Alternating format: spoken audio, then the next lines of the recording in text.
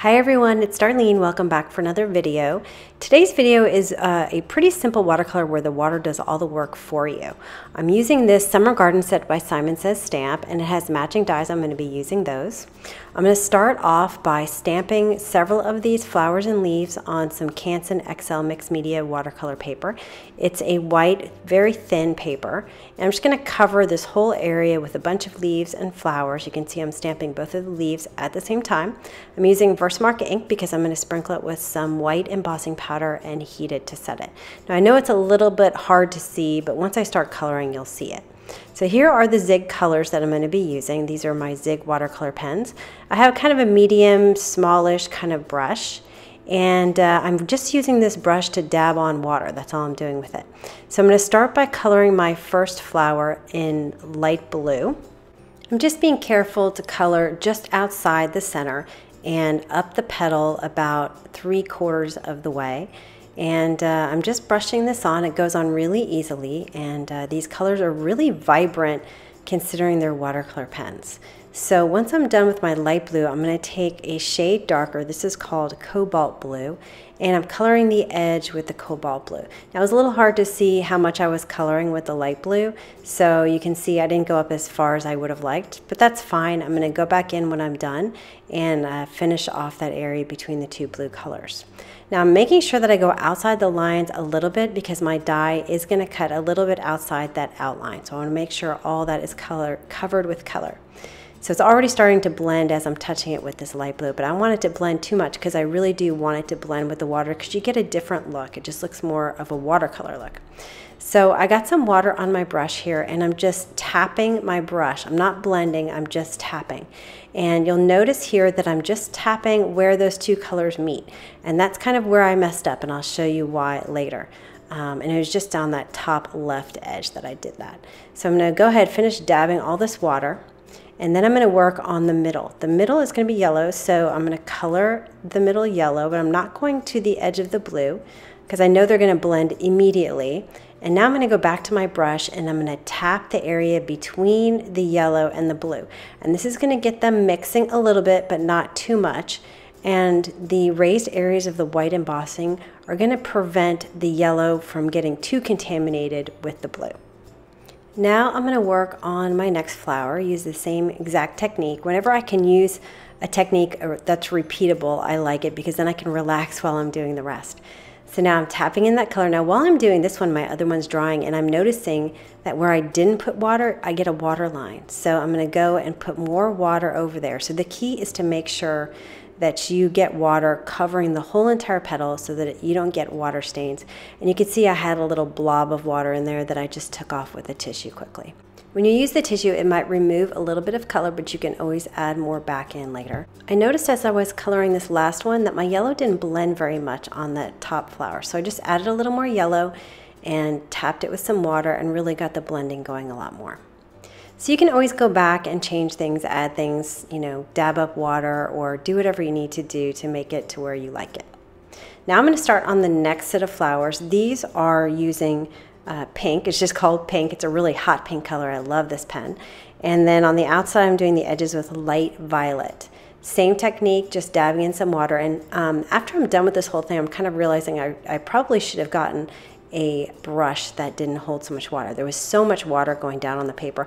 I like how it all blends together and it looks really pretty and you get that watercolor look, but I think a little less water probably would have been better and I wouldn't have had to dab so much up with my tissue.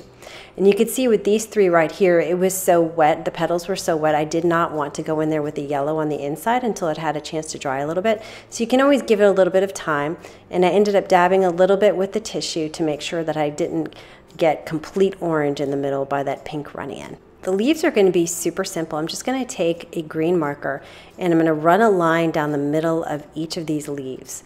These stamps have a lot of lines in them, so there's not a whole lot of color in the middle. I'm really going to get my color on the edges when I die cut it.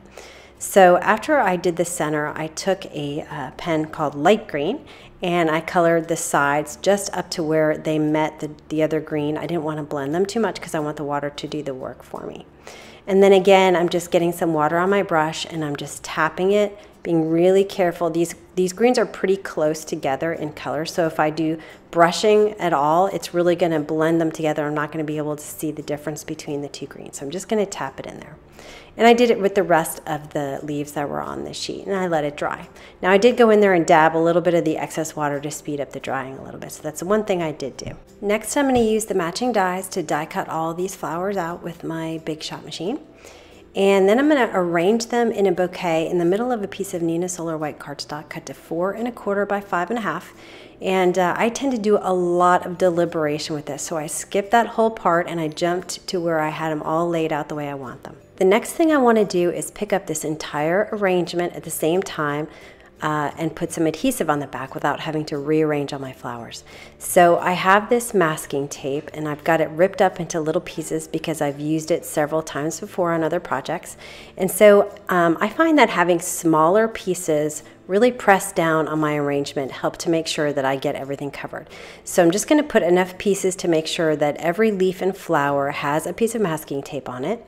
And then when I'm done, I'm going to take one bigger piece to kind of hold it all together. This is my bigger piece, and I'm going to put it right there in the center, press it down, and then I'm going to flip it over.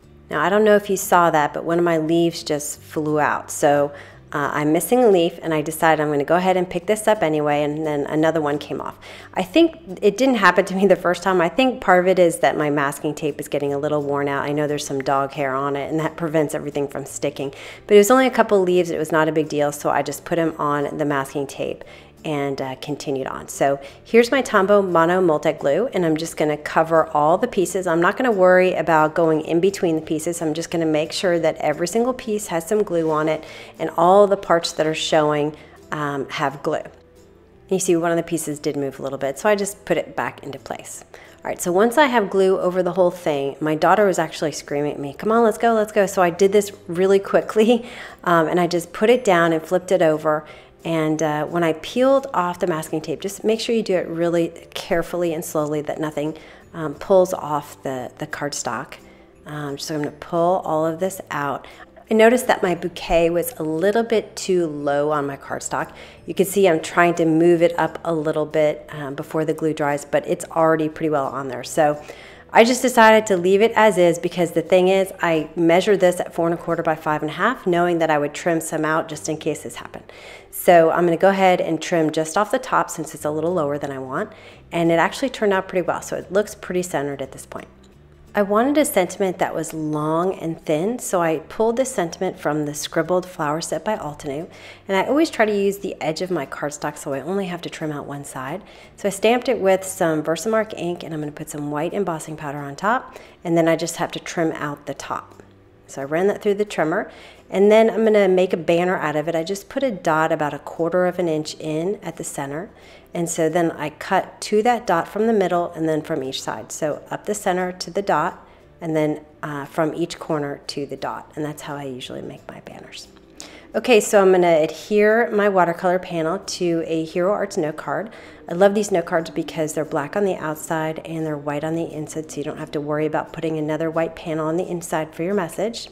And then I noticed that some of the flowers were coming up where they were overlapping, where they didn't have that Tombow glue. So I just took a 2A glue pen in some of the areas and just kind of scribbled some in there and pressed down, and they were all secured. I decided to add a little more contrast to my flowers to make them pop and to also kind of bring out the black edge. So I took my Copic liner, this is a 0.05, it's the thinnest line that I have, and I'm going to draw around the inside of the circles of the center of these flowers. Now I'm not going to draw all the way around every single circle, I'm just going to draw about half circles, sometimes 3/4 circles, sometimes I'm doing it on the right, sometimes the left.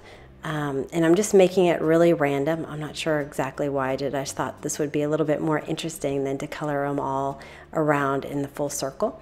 So I did it on all of the blue flowers and all of the purple flowers.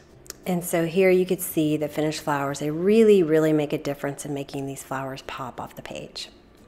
All right, for my sentiment, I cut some Stampin' Up! Dimensionals in half, and I put a few on the back here, and I just put it in the center of my bouquet. And that is the card for today. I think the little details really make a big difference, especially with those black lines. Anyway, I hope you enjoyed that, and I will see you next time. Thanks for watching.